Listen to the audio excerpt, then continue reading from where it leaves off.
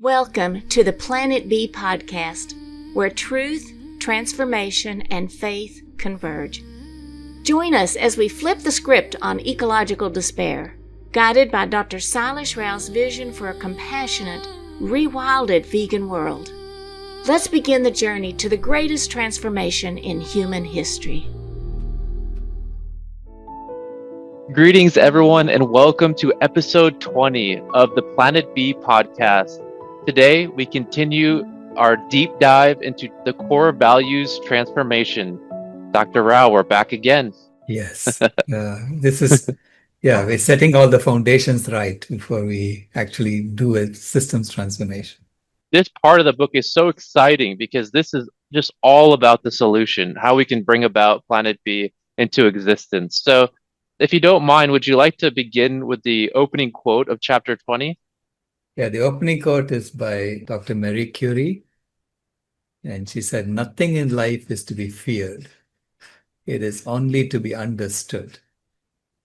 We have to basically understand life, and we will see the perfection of the system design that's nature.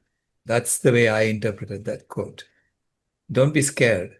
You're part of the same perfection. That's beautiful. So you opened chapter 20 with the statement, to accomplish the greatest transformation in human history, we need to fundamentally transform the core values that drive our civilization. So Right. Please share more about that. See, a civilization is built around certain core values. It's not what we say, it's what we do. Right. Okay. And what we do in our civilization today is basically deception. If you can outwit someone, you're welcome to do that. And they put limits on what kind of outwitting is okay, what is not okay. If you scam people in some way, then you get thrown in jail. But if you scam people in other ways, they put a statue up for you. So they create all these rules. But fundamentally, if you're clever enough to deceive someone else, to extract resources from them, then you become successful in the system. So deception is a core value in the system on planet A. Right. Right? So I say that deception has to be transformed to honesty, because deception is used in systems in which it's all about gaining advantage over someone else. Whereas honesty is used in systems where it's all about collaborating to accomplish a common objective. Right. And when you have planetary scale problems, we are being called as a species to collaborate to solve those problems. Okay, and the only way to do that is collaboration, and collaboration is best accomplished in a system that's built on honesty rather than deception. So this is why I question the fundamental game of money. And that will come later in the 28th chapter. But the game of money is what drives people to be deceptive in the current system. Right? What are some other examples of how deception is kind of a foundation of Planet A? Think about games we play. The games are all about winning as opposed to collaborative games.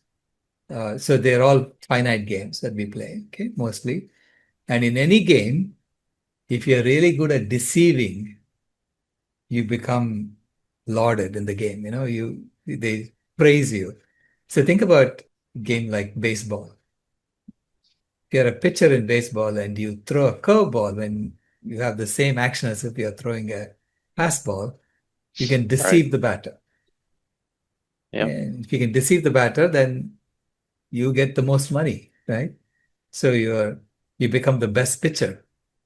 So we always constantly elevate those who are able to deceive us well. Like think of some of the most celebrated people in our societies, and you will see it's mostly actors. Right. And what are actors? What do? They're really good at deceiving. They're really good at being someone else, right?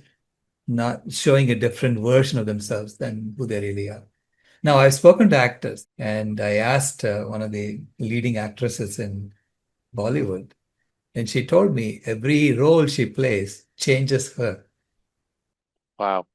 By elevating that, we are actually causing a lot of misalignment in people. So the climate heating phase is about competing. It's all about competing and who's better than who, and playing finite games and seeing who are the winners in the game and so on. And where deception is a very important tool for you to get ahead. The climate healing phase is about collaborating to solve the common problems and to restore the life support systems of the planet. And that requires honesty. Because I've run a lot of engineering teams, and engineering teams are all collaborating to accomplish an objective. And within engineering teams, you have to have complete honesty, total trust among team members. One of the first things I tell my team members is that, I expect people to make mistakes. In fact, if you don't make mistakes, you're not trying hard enough, So I Right. expect people to make mistakes. But things don't work out the way you said they're going to do, just let us know. Be honest about it. I say I value honesty over anything else. So be open about it and we'll fix it. We'll collectively fix it. And you will never get into trouble for telling me something like that. Right. But if I find out you've been hiding things, you get into trouble. Yeah. Right? So honesty is very important in a collaborative project. So we have to create a civilization around honesty. If you don't have that core value set, then you will never be able to heal the planet. You'll never be able to Right. collaborate to solve the problem. This is why I think that a system based on competition is incompatible with climate healing. Mm. Yeah.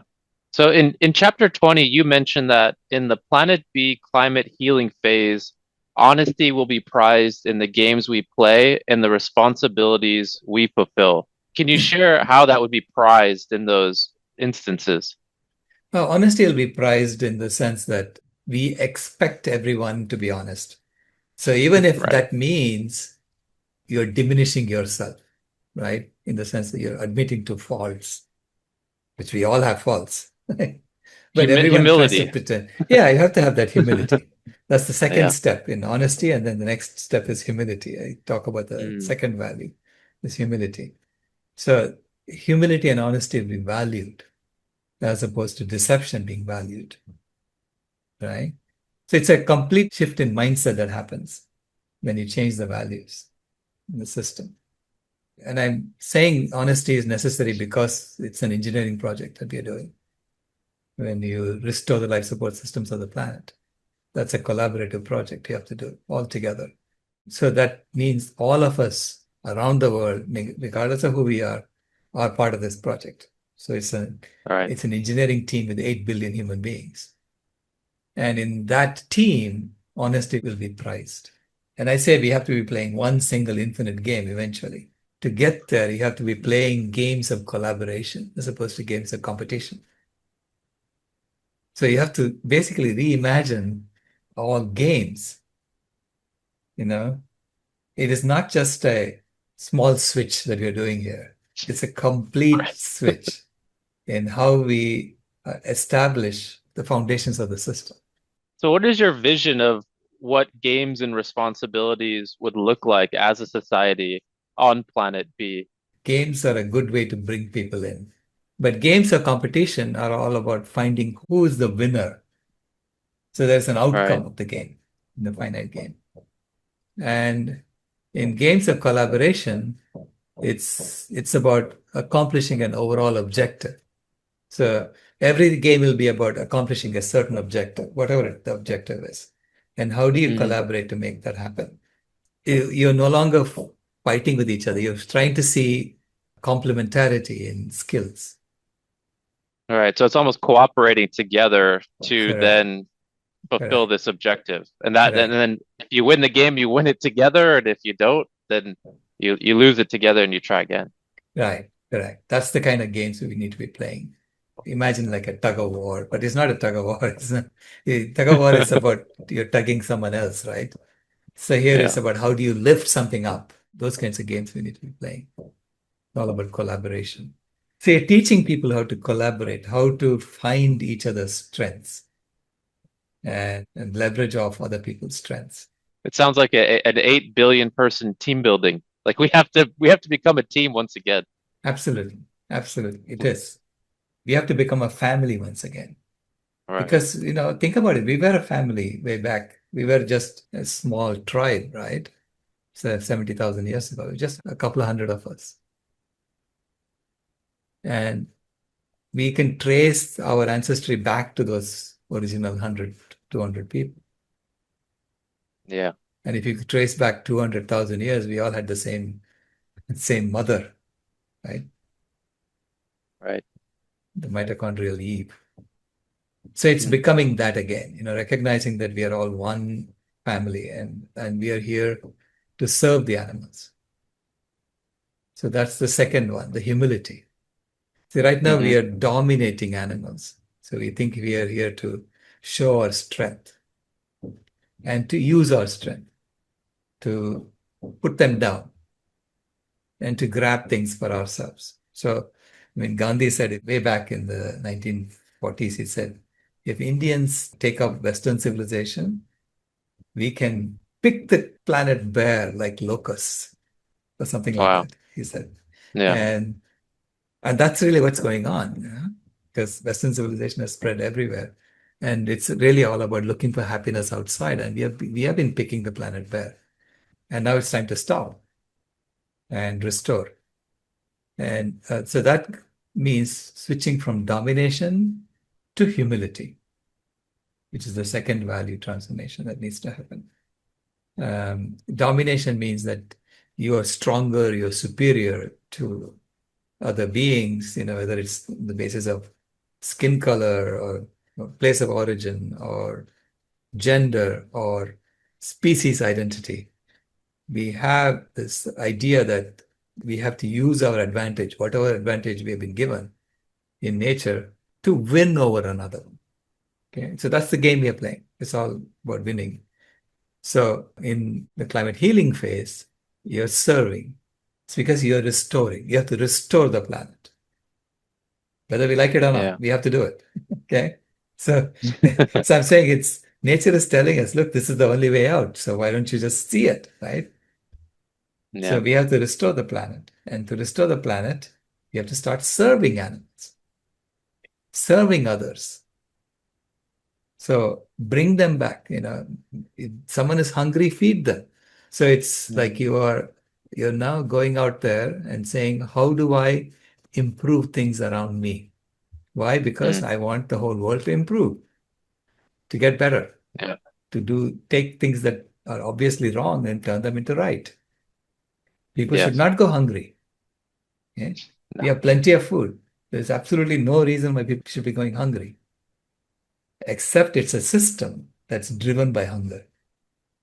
So you have to, when you create a system that's hungerless, which is what you have to have if you want collaboration among 8 billion human beings, you can't have people hungry. They're not going to collaborate with you if you do that. So you have to have a hungerless system. And that means serving everyone, serving animals. So even wild animals should have access to food, access to healthy food. Okay. So it's not just about cleaning the water for ourselves or getting healthy food for ourselves and not worrying about what kind of food the animals have. No, you have to make sure that they have healthy food too. So that's where the service nature comes in, right? Yeah. So that comes from humility, knowing that you are a part of nature and you're here to serve others. It's only when we give more than we take is the planet going to get better. Dr. Rao, and how do you see humility when we shift away from domination to humility? How will that ultimately lead everyone to being vegan? Vegan begins by saying we don't want to exploit animals. So that's rejecting domination. Just because we can doesn't mean we should. right? So it's rejecting the idea that domination is a valid way of acting in the system. Veganism is a stance of neutrality. Mm. It's not about serving yet. Seva is about serving, Right. right? So that's the phase that we need to get to in order to repair the system first. Mm. Once you repair and you have restored the planet, then I say, we can figure out a system in which we are equal to all species. Mm. But initially, we need to have that humility to go serve the animals and bring them back. Literally, you have to go beg them to stay because we need them. So that's how we create an upward spiral in our relationship with nature and thereby heal the planet. Mm. That's beautiful. So in chapter 20, you highlight that in the climate healing phase, we will truly be striving for health, happiness, and harmony in our relationships with each other, with the animals, and with nature. Can Correct. you share a little bit more about this? Yeah, because right now, look at our relationship with animals. We deal death to them. Okay, not Right. just to the farmed animals who are being killed because we think we need their bodies for our nutrition. We also kill wild animals who come anywhere near our farmed animals. So we go and shoot them. We do lethal conservation. So we go around shooting wild animals that encroach our habitats or our crops. Because the wild animals are saying, hey, there's plenty of food there. Why don't I eat that? But as soon as they come Yeah. anywhere near our crops, we kill them, right? Yeah. So we deal death to the animals. So that's our relationship with animals. Mostly it's about dealing death to them. And we deal diseases to each other. We even routinely get our children addicted to sugar so that they Yep. become diabetic. They become obese. They become customers for the pharmaceutical industry. So we have allowed that to happen to our children. We have allowed supermarkets to have candy at eye level. We have allowed our governments to say that sugar is an essential food commodity. Oil is an Bizarre. essential food commodity. Yeah. And it's really bizarre. I think about it, from a health perspective. Why is that an essential food commodity? It's an addictive food commodity, and that is good for addicting people into compulsive behaviors that will increase their consumption and therefore grow the economy and therefore cause diseases to happen within human beings. So, in our relationship to each other, we are encouraging diseases to happen, even to our children. We need to, honestly look at what is going on in the system, and only then can you fix it. Okay? So that I Right. say is how we relate to other human beings, dealing diseases. And finally, destruction to the planet. So, we don't think twice about raising down forests to create more grazing land for our farmed animals. So it's always the excuse is we need more food, and therefore we have to cut down more forests to create more food. But it's the food not for us directly, it's for the farmed animals, and then we eat the animals. So we are raining death to the animals, diseases for human beings, and destruction to the planet. That's the climate heating. Those are the values that we have in our relationship with each other.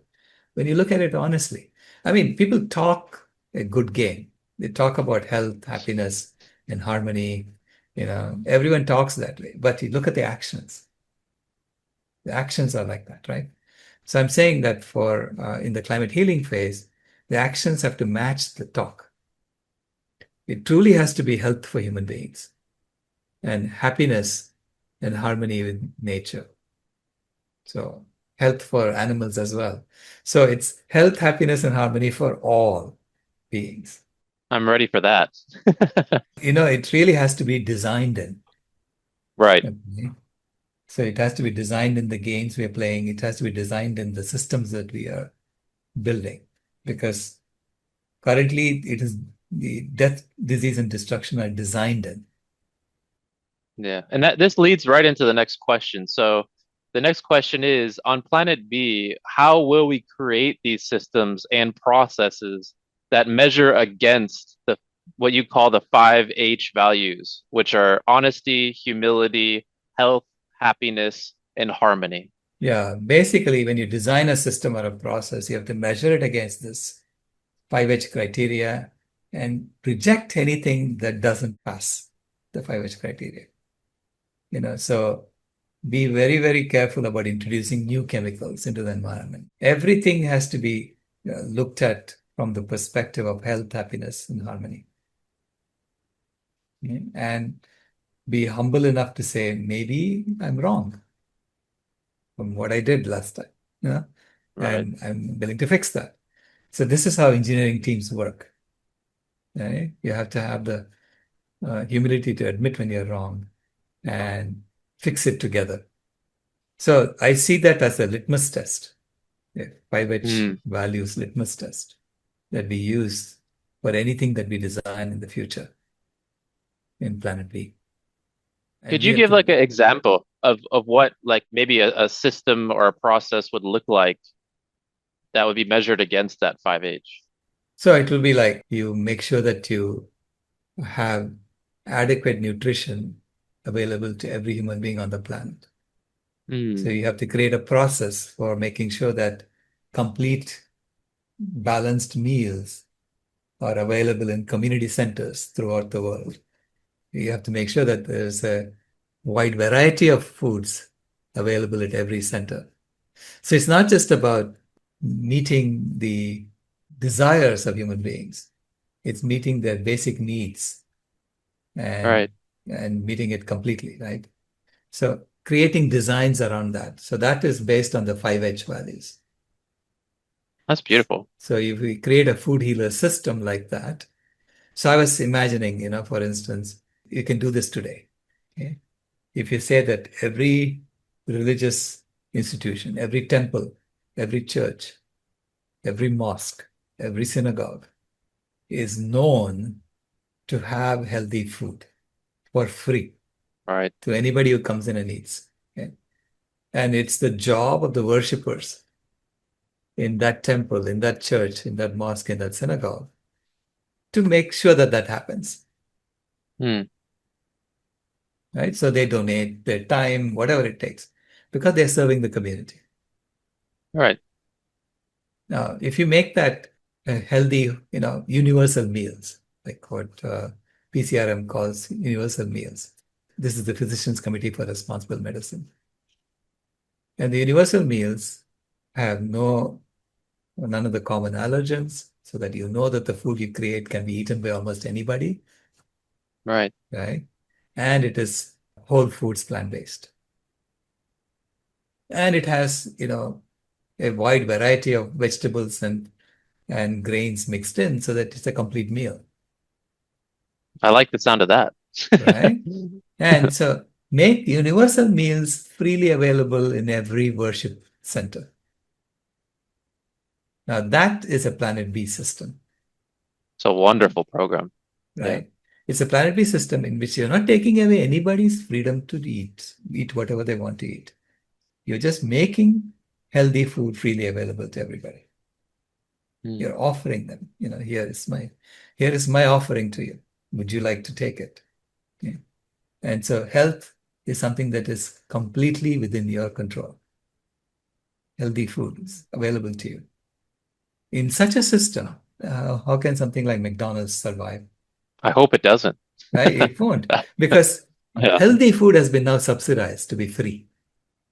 Mm. Right?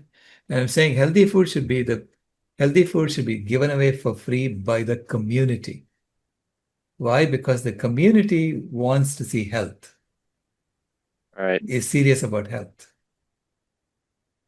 Whereas Yeah. right now the community has been deceived into promoting diseases.